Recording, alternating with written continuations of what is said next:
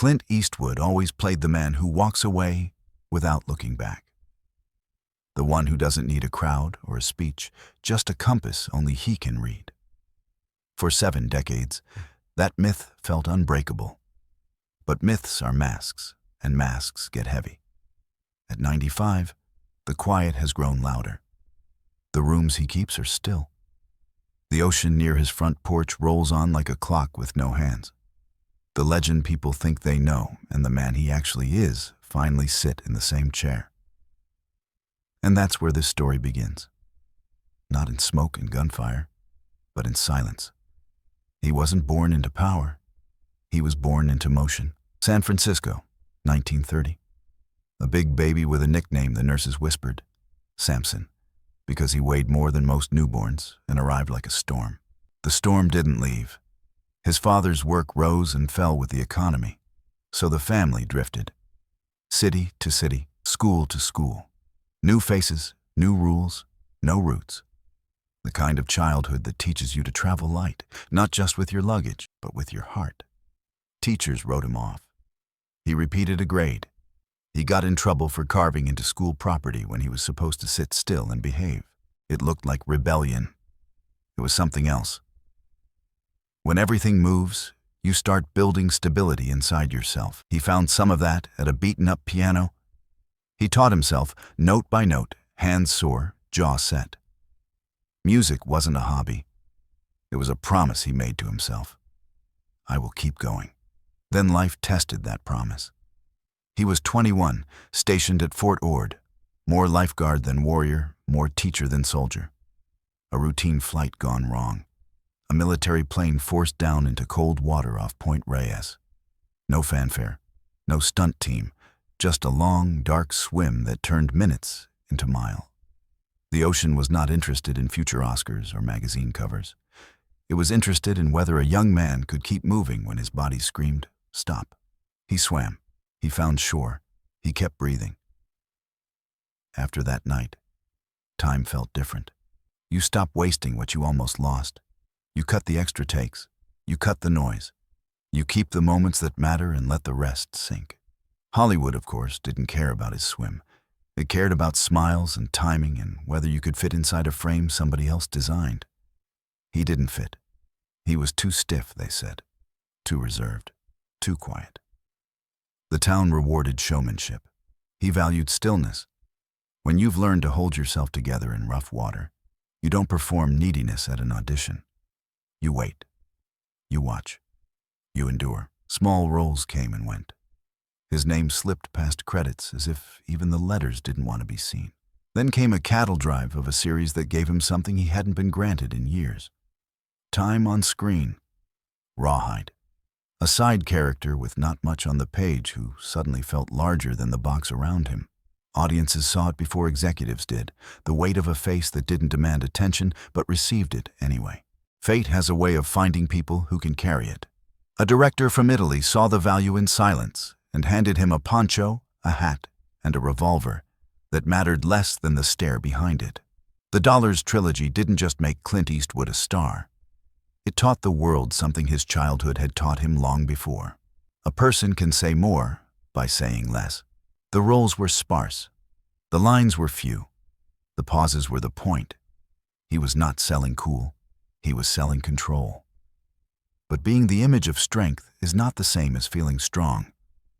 By the early 70s, he wanted control of something else, the story itself. Acting had let him express parts of himself. Directing let him design the questions. He moved behind the camera and didn't look back. He chose a first film that wasn't safe or pretty. Play Misty for me was obsession and damage wrapped in the calm voice of a man who didn't raise his tone to get his message across. He didn't flood sets with chaos. He didn't call for 20 takes. He made decisions, shot clean, wrapped early, and went home. People called it efficiency. Maybe it was gratitude. Maybe when you felt your lungs burn in open water, you appreciate work that respects energy. The years stacked up.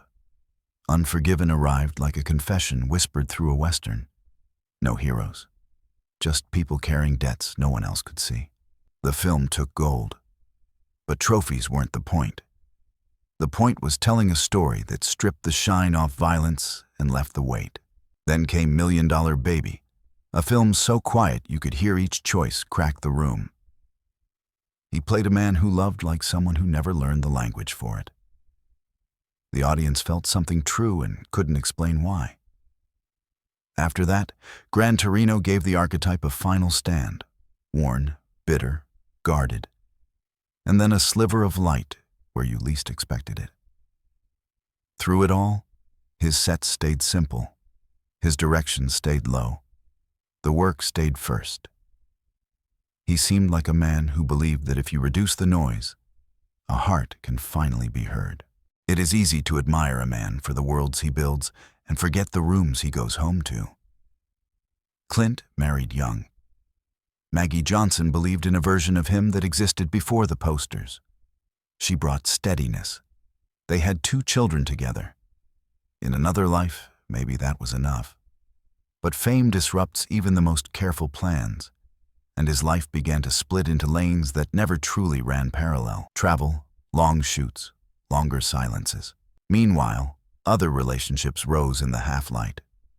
More children were born, some in the spotlight, some outside it.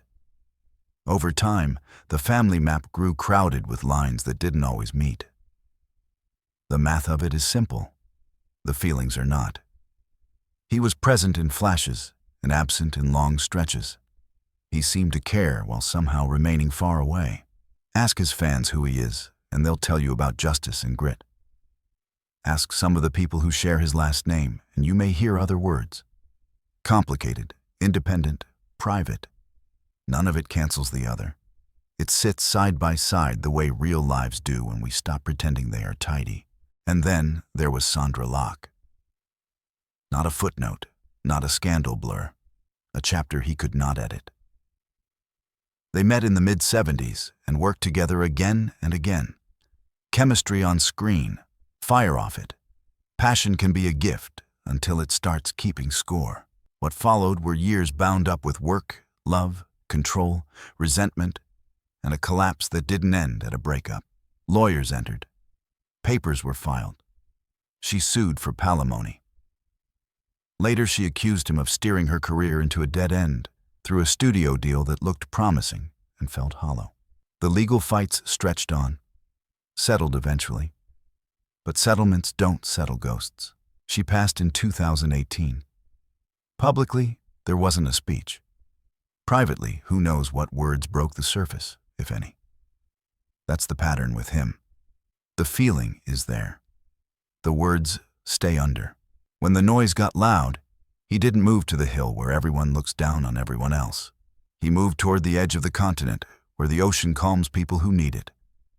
He bought a ranch in Carmel in the 80s and refused to let it rot into memory. He restored it. He opened it. He turned land into a place, not a trophy. Elsewhere nearby, he helped shape a golf club that looks less like a billboard and more like a quiet oath to land that deserves respect. Success can look like more. Sometimes it looks like fewer things done better. Years later, a woman named Christina stepped into his life without noise. She wasn't famous. She didn't arrive with headlines on her heels. She brought steadiness and space. You don't need to know every private detail to understand how rare that is for someone who has lived in public for so long. People who saw them together used words like calm, easy, gentle. She didn't ask him to perform Clint Eastwood for dinner. He could just be a person who was tired sometimes and grateful most times.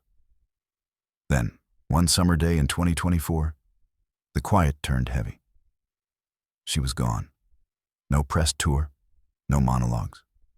Just a short line released to the world. He would miss her very much.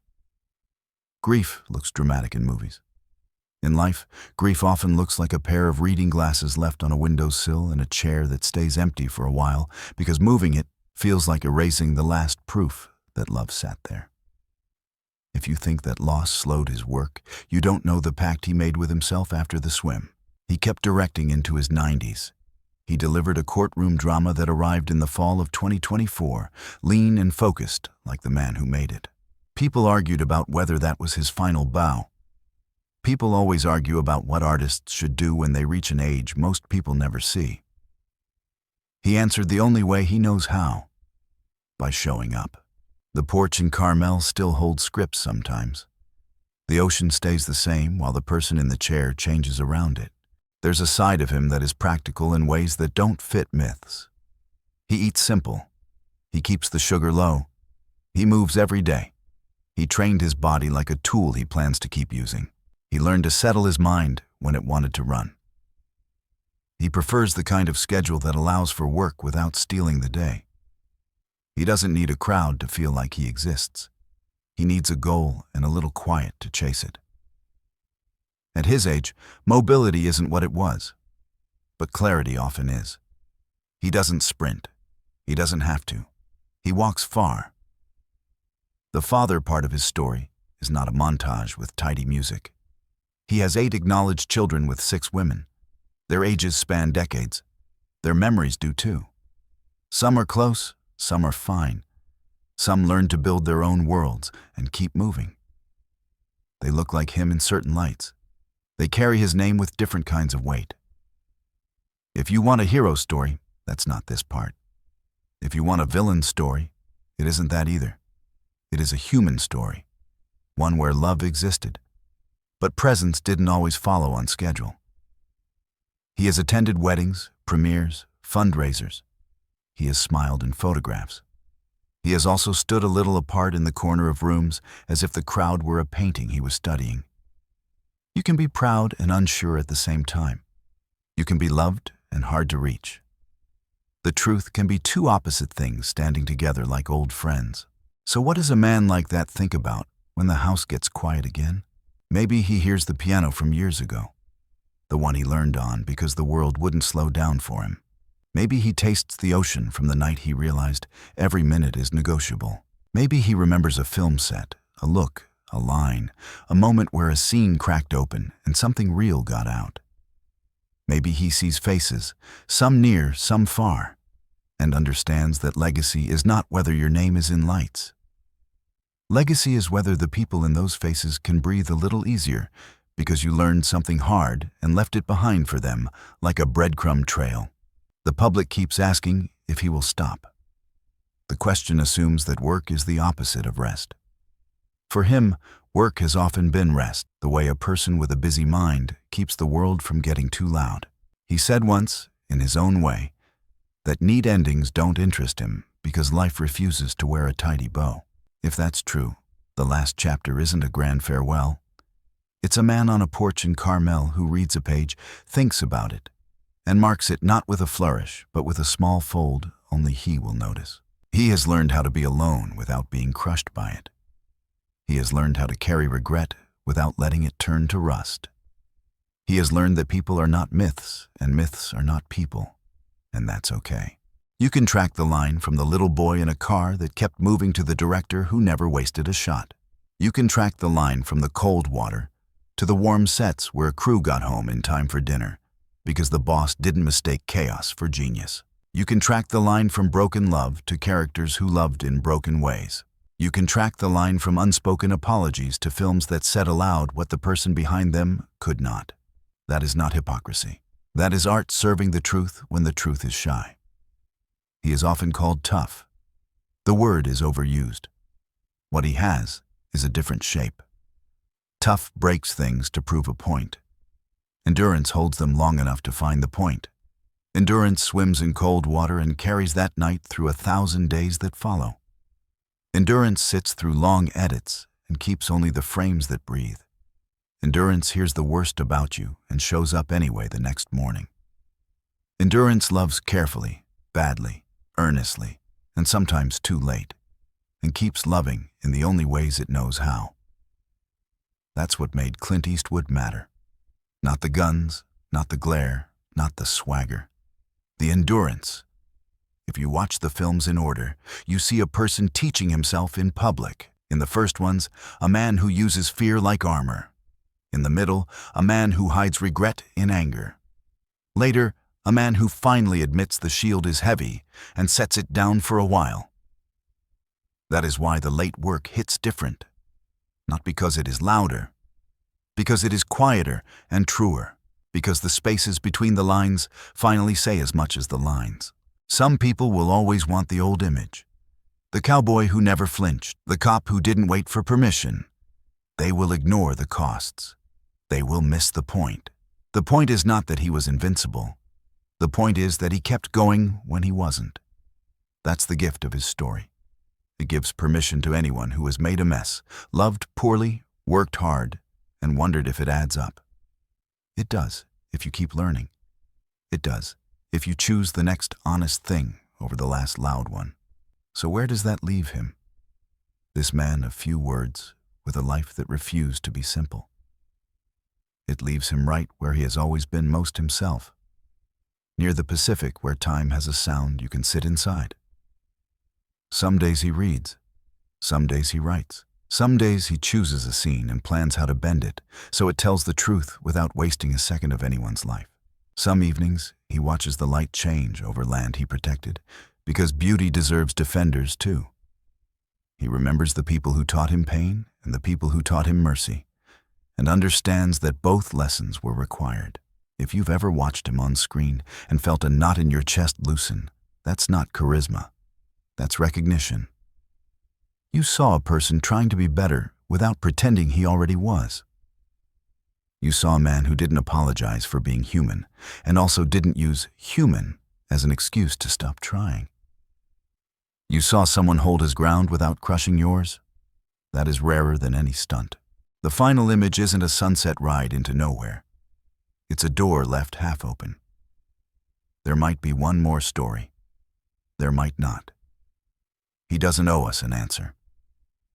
He gave decades of answers already, and they are still out there waiting whenever we need them. Maybe he directs again. Maybe he doesn't. What matters is the thing he proved, over and over, quietly. You can be flawed and still stand tall. You can fail people and still do right by them later. You can lose and still stay brave.